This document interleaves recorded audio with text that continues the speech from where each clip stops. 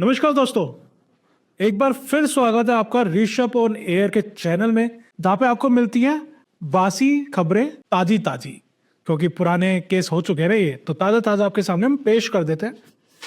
तो आज हम आपके सामने लेकर आए हैं एक ऐसे चालबाज की कहानी, एक ऐसे सरफिरे की कहानी, एक ऐसे ठगी की कहानी जो अपने हुस्न से तबाह कर देता था। मूवियों में तो सुना ही होगा, क्या कातिल हुस्न है उसकी।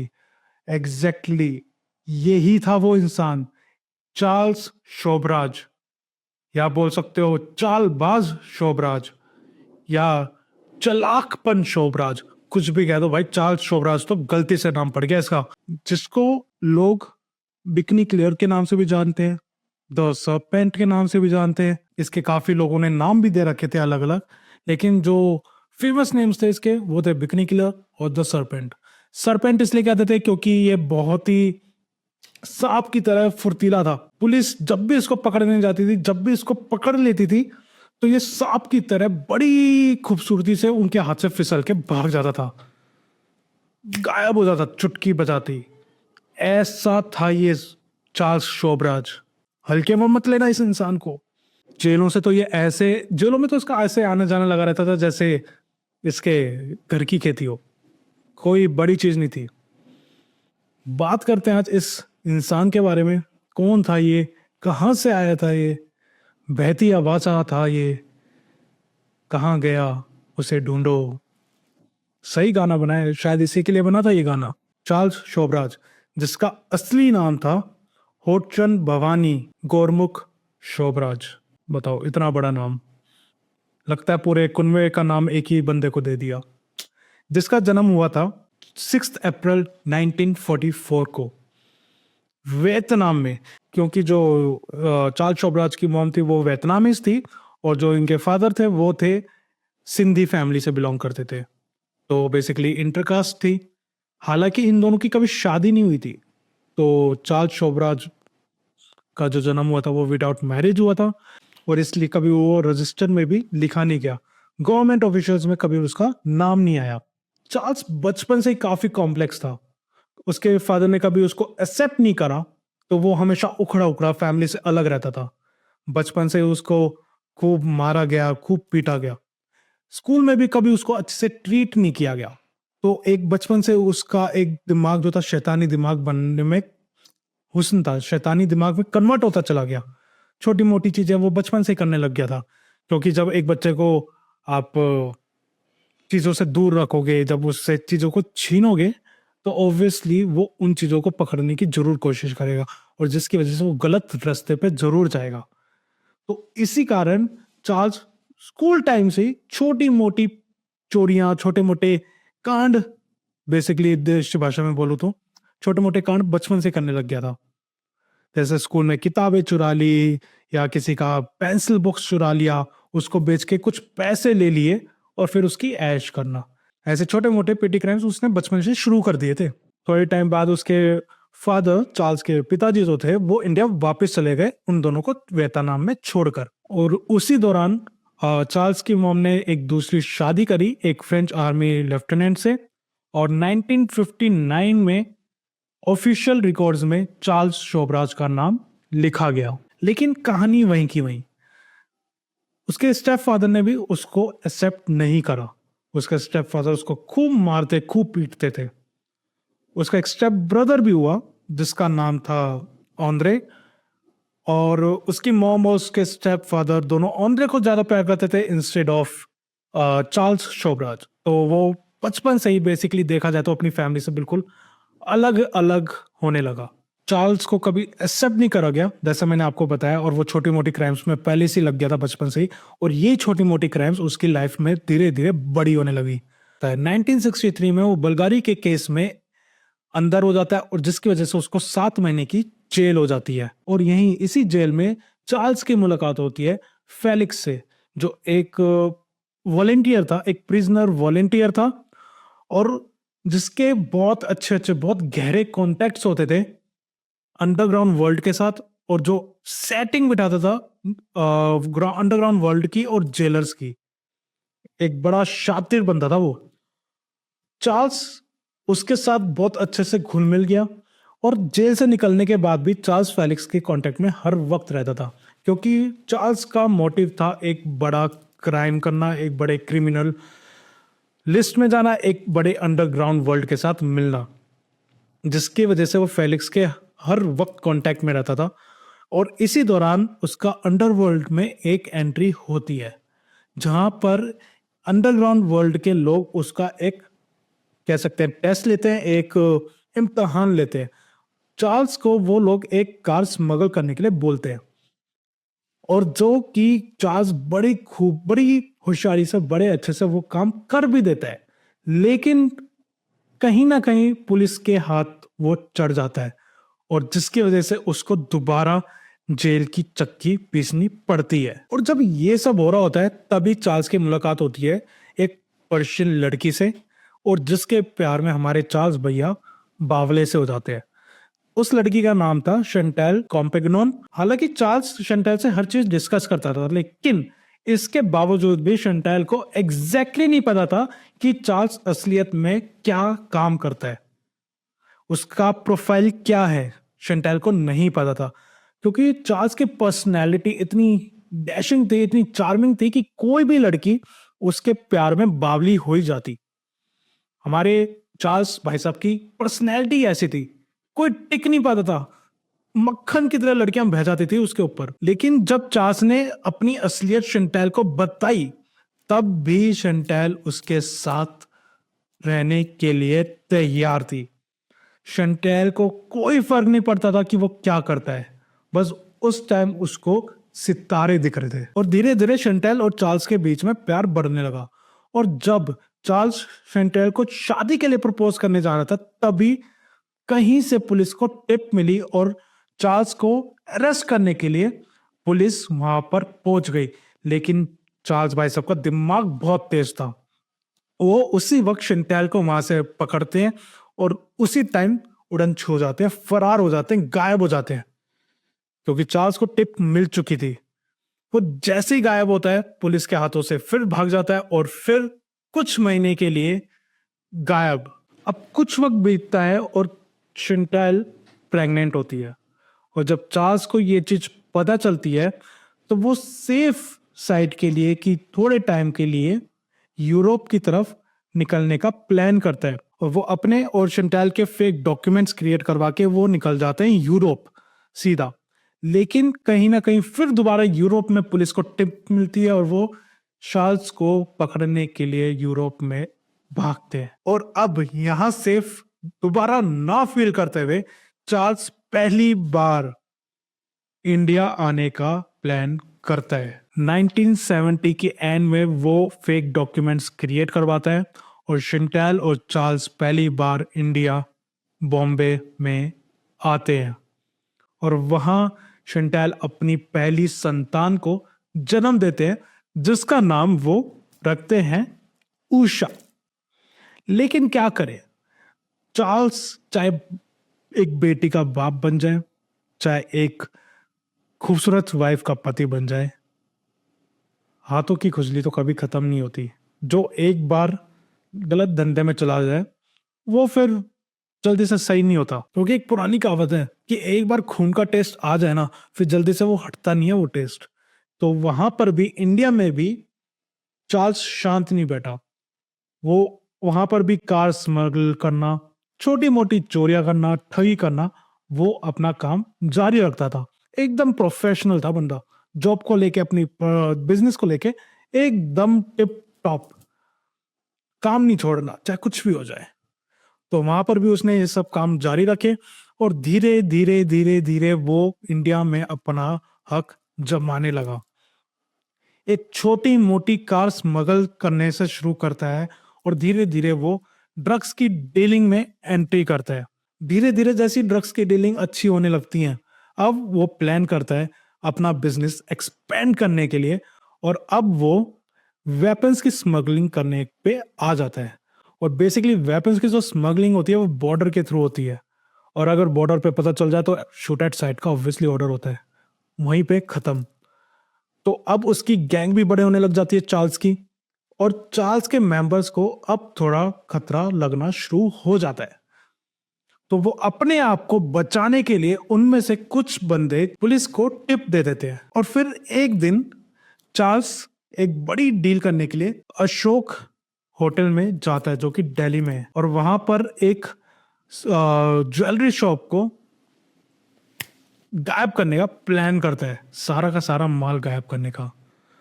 लेकिन जो उसके मेंबर्स थे उन्होंने ऑलरेडी पुलिस को टिप दे चुके थे। तो जैसे ही वो वहां पर जाता है तो पुलिस ऑलरेडी वहां पर मौजूद होती है और उसको उसी टाइम रंगे हाथ अरेस्ट करते हैं। और यहाँ पर होती है चार्ल्स शोभराज की तिहाड़ जेल में एंट्री। अब चार्ल्स शोभराज जो है ना, उसकी पर्सनैलिटी सिर्फ लड़कियों को अट्रैक्ट नहीं करती थी, लड़कों को भी अट्रैक्ट कर लेती थी। तो वहां पर भी उसने अपना जलवा दिखाना नहीं छोड़ा। एक बार तिहाड़ जेल के अंदर की बात बता रहा हूं मैं, कितनी टाइट सिक्योरिटी है तिहाड़ जेल, तो आप लोगों को पता है। वहां पर भी उसने काम जारी रखा। तिहाड़ जेल के अंदर एक दिन बहुत बड़ा कह सकते हैं पार्टी का आयोजन हुआ, जो कि चार्ल्स ने रखवाई अपने कहने पे कि आज मेरा बर्थडे है तो आज पार्टी होगी तिहाड़ जेल में। और उसने खुद खाना बनाने का ठाना। तो वो क्या करता है, तिहाड़ जेल के अंदर बाहर से कहीं से नींद की गोलियां मंगवाता है इन अ पाउडर फॉर्म। जेल के अंदर एंट्री करवाते हैं महाराज, और खाने के अंदर मिलवाकर पूरे तिहाड़ जेल में खुद बांटते हैं कि आज मेरा जन्मदिन है, आज आपके लिए ये स्वादिष्ट स्वादिष्ट लड्डू, बूंदी के लड्डू। और फिर जो खेल होता है, फिर वो सारे उसमें बढ़ते हैं और सारे के सारे धीरे धीरे धीरे करके चैन की नींद सोते हैं। और वहीं से चार्ल्स शोभराज फरार हो जाते हैं। क्या बात है, मानना पड़ेगा चार्ल्स शोभराज को। ये तो थी उनकी स्मगलिंग की कहानी, उसकी ठगी की कहानी। अब बात करते हैं जो मैंने सबसे पहले बताया था, बिकनी किलर चार्ल्स शोभराज का नाम क्यों पड़ा। ऐसा क्या चार्ल्स ने जादू किया था कि उसको बिकनी किलर का अवार्ड दिया गया था। तो बेसिकली चार्ल्स शोभराज ने अपनी लाइफ में सिर्फ ठगी नहीं करी, सिर्फ कार स्मगल नहीं करा, सिर्फ ड्रग्स की डीलिंग नहीं करी, सिर्फ वेपन्स की डीलिंग नहीं करी। चार्ल्स शोभराज ने अपनी लाइफ में मर्डर्स भी खूब करे हैं। चार्ल्स शोभराज ने 20 से ज्यादा टूरिस्ट का मर्डर किया है, जो कि south and south east Asia में किए थे, और 14 मर्डर्स थाईलैंड में करे थे। कमाल, देख रहे हो महाराज की सोच कहां तक जा रही है। बचपन का एक प्यार ना मिलना एक इंसान को किस लेवल तक पहुंचा देता है। जब वो इंडिया से निकलता है तो इंडिया से निकल के वो सीधा अफगानिस्तान काबुल जाता है, जहां जाकर वो एक टूरिस्ट का काम शुरू करता है। अब वो वहां पे क्या करता है, एज अ टूरिस्ट गाइड वो लोगों को अपने जाल में फंसाता था, और वो कोशिश करता था, वो ऐसे लोगों को देखता था जो बहुत परेशान होते थे, जो किसी चीज में फंस जाते थे वहां पर आकर।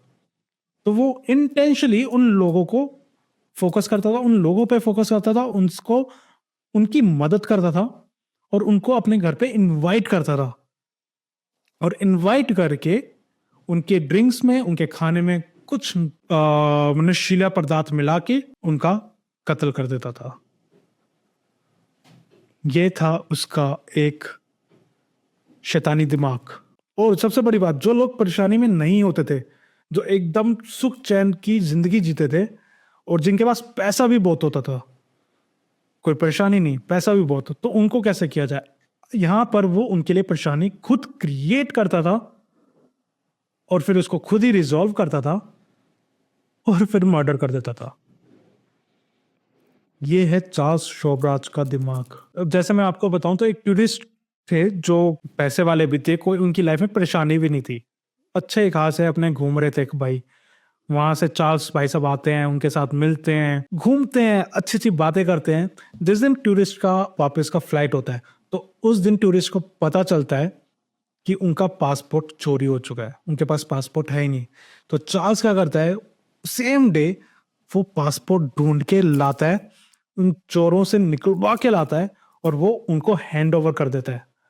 अब कपल बहुत ज्यादा ऐसे एक्साइटेड हो जाते हैं, खुश हो जाते हैं कि ओहो बलवान है, ये है वो है। और चार्ल्स उनको अपने घर लेकर चलते हैं कि चलो फिर अब ऐसी बात हो ही गई है, अब फ्लाइट में टाइम है, तो आप मेरे साथ मेरे घर पे चलो। और वहाँ पे जाके थोड़ा एंजॉय करते हैं। टूरिस्ट वहाँ पर जाता है। टूरिस्ट में होती हैं 2 लड़कियाँ। वो दोनों लड़कियाँ उसके घर पर जाती हैं, ड्रिंक करती हैं और आराम से बैठ के चिल करती हैं। अब ड्रिंक में महाराज ने ऑब्वियसली कुछ ना कुछ ज़रूर मिला रखा था, जिसकी वजह से वो दोनों की दोनों चेयर पे बैठे-बैठे सो जाती हैं।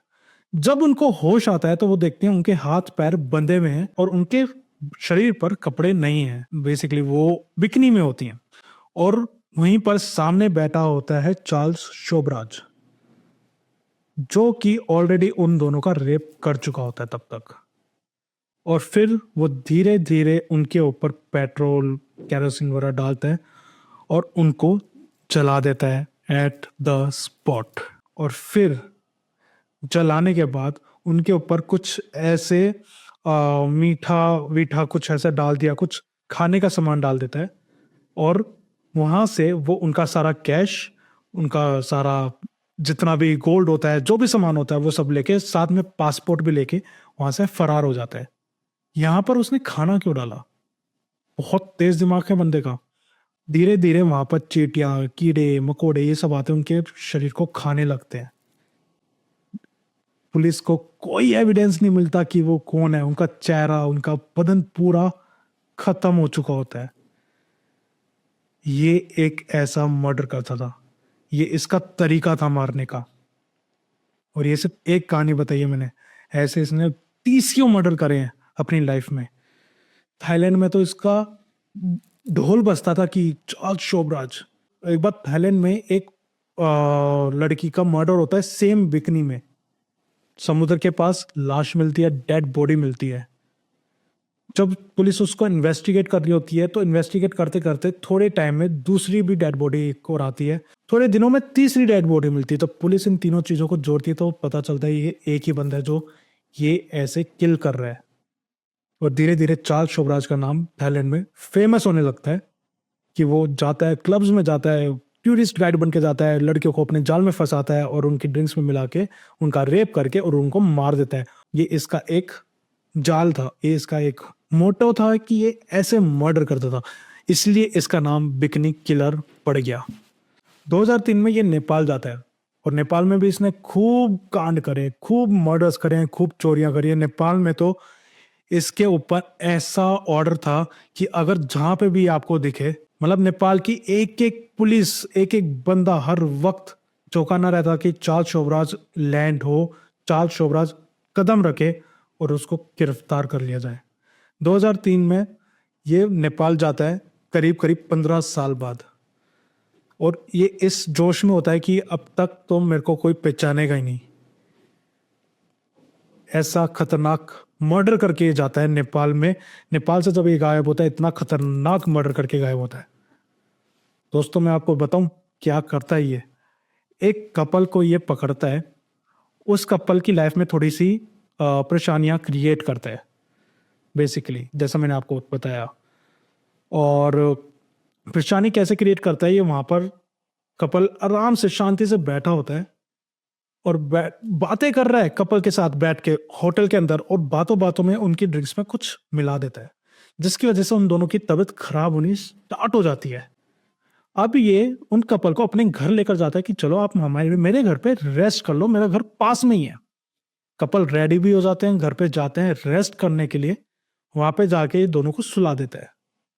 अब सुलाने के बाद जब उनको दोनों को होश आता है तो लड़की को पता चलता है उसका रेप हो चुका है। और एज यूजुअल वो बिकनी के अंदर होती है और वैसे ही वो बैठी होती है। और जो लड़का होता है वो किसी बाहर घने जंगल में ये उसका ऑलरेडी मर्डर कर चुका होता है और उसको इतनी बेरहमी से मारता है, इतनी बेरहमी से मारता है कि उसका, उस इंसान का चेहरा पहचानना नामुमकिन होता है। उसके सर के ऊपर इतने बड़े चट्टान पत्थर से इतनी बार वो उस पे मारता है, उसके सर पे इतनी, उसके मुंह पे इतना मारता है कि उसका सर खत्म हो चुका होता है। और उसको जला के उसको उसी मिट्टी में, जंगल की मिट्टी में दबा के आ जाता है। वहां पर वो होटल में उस लड़की के साथ रेप करता है एज यूजुअल बिकनी में, और उसको जला के वहां से उसका सारा कैश गोल्ड लेके फरार हो जाता है। ये उसका नेपाल का लास्ट मर्डर था जो बहुत ब्रूटल तरीके से उसने किया था। पुलिस को 7 दिन बाद इन दोनों की डेड बॉडीज मिलती। कैसे? क्योंकि लड़की को जला के जब उसको रूम में रखा हुआ था तो आसपास में बहुत स्मेल आने लगी थी, तो लोगों ने कंप्लेंट करी। और जब कंप्लेंट करी तो पुलिस आई, और जब इन्वेस्टिगेट हुआ तो ये पता चलता है कि जो चार्ल्स ने यहाँ पे गलती करी थी, दोनों कपल की रिंग्स निकालना भूल गया था जलाते वक्त। मर्डर करते वक्त वहां पे लड़के के हाथ में से भी रिंग निकालना भूल जाता है और लड़की के हाथ में से भी। और जब दोनों डेड बॉडीज मिलती हैं तो पता चलता है ये एक कपल था जिसके साथ ऐसा खतरनाक मर्डर किया गया है। और चार्ल्स शोबराज वहां से नेपाल से गायब हो जाता है। और फिर 2003 में चार्ल्स शोबराज वापस आता है इस कॉन्फिडेंस के साथ कि अब तो 10-15 साल हो गए, इस बात को अब कौन याद रखेगा। कोई किसकी याददाश्त इतनी स्ट्रांग है कि हाँ कोई 10 साल पहले ऐसा मर्डर हुआ था। लेकिन नेपाल पुलिस बड़ी खतरनाक है बाबा। चार्ल्स शोबराज वापस आता है नेपाल और वो सीधा जाता है कसिनो में खेलने। और कसिनो में एक बंदा उसको पहचान जाता है जो कि एक न्यूज रिपोर्टर होता है। वो पहचान जाता है कि ये तो चार्ल्स शोबराज है। वो उसी टाइम कॉल करता है और एट द स्पॉट पुलिस आ जाती है और चार्ल्स शोबराज को गिरफ्तार कर लेती है और उसको लाइफ इम्प्रिजनमेंट की सजा सुनाई जाती है। 2022 में चार्ल्स शोबराज की जब एज इतनी हो गई थी कि अब वो ना खड़ा हो पाता था, ना थोड़ा ढंग से चल पाता था, बिल्कुल ऐसे खत्म होने वाली जब हालत हो जाती है, तो 2022 में नेपाल पुलिस उसको रिहा कर देती है और उसको एक शांति भरी जिंदगी जीने के लिए आदेश देती है। क्योंकि अब इस भाई कितनी उम्र में क्या ही कर लेगा बंदा। उस एज में वो ना चल पाता था ना बैठ पाता था, खत्म था शरीर भाई साहब का। इतने कांड करें तो बुराई तो लगेगी ना सबकी। तो 2022 में वो रिहा होते हैं और वहां से नेपाल से उनको डिपोर्ट किया जाता है सीधा फ्रांस के लिए, जहां पे जाके वो अपनी अलग जिंदगी अलग से बिताना शुरू करता है। ये था चार्ल्स शोबराज, चालबाज शोबराज, चालाक शोबराज। चार्ल्स शोबराज के ऊपर अब तक टोटल 4 बायोग्राफ बन चुकी है, 3 डॉक्यूमेंट्रीज बन चुकी हैं, एक बॉलीवुड मूवी बन चुकी है जो रणदीप हुड्डा की है, मैं और चार्ल्स। एक नेटफ्लिक्स सीरीज भी बन चुकी है द सरपेंट के नाम से। सोचो कितना ब्रूटल किलर था ये, कितना खतरनाक बंदा था ये। लड़कियां भाई मैग्नेट की तरह चिपक जाती थी इससे, लड़के मैग्नेट की तरह चिपक जाते थे इससे। तिहाड़ जेल में जब एक रिपोर्टर आती है इन्वेस्टिगेट करने के लिए, जो रिपोर्टर होती है वो रिपोर्टर इसके प्यार में बावली हो जाती है। वो गाना गाने लगती है, पंछी बनूं उड़ती फरूं मस्त गगन में। ऐसी पर्सनैलिटी थी चार्ल्स शोबराज की। गली से गुजरता था तो लड़कियां ऐसे मैग्नेट की तरह चिपकने शुरू हो जाती थी उससे। सोचो क्या पर्सनैलिटी होगी बंदे की, क्या चार्म होगा, कितना हैंडसम होगा, कितना डैशिंग होगा। और ऐसी तड़कती फड़कती कहानियों के लिए जानने के लिए ऋषभ ऑन एयर पे बने रहिए। सब्सक्राइब जरूर करना और कमेंट सेक्शन में जरूर बताना कि अगला टॉपिक क्या हो, क्योंकि जब तक आप नहीं बताओगे कमेंट सेक्शन में तब तक तो मैं अपने हिसाब से बनाऊंगा। और अगर आप चाहते हो कि आपके हिसाब से कुछ है तो आपको बताना पड़ेगा, क्योंकि ये आपका ऋषभ है, मैं आपके लिए कर रहा हूँ जो कर रहा हूँ। जितना हो सके उतना शेयर करो इस वीडियो को। चार्ल्स शोबराज की कहानी सबको पता चलनी चाहिए, ऐसी ब्रूटल स्टोरीज सबको पता चलनी चाहिए। तो सब्सक्राइब करो, शेयर करो, लाइक करो और चैनल के एंगेजमेंट बढ़ाते रहो। शुक्रिया दोस्तों, शुक्रिया। जय हिंद।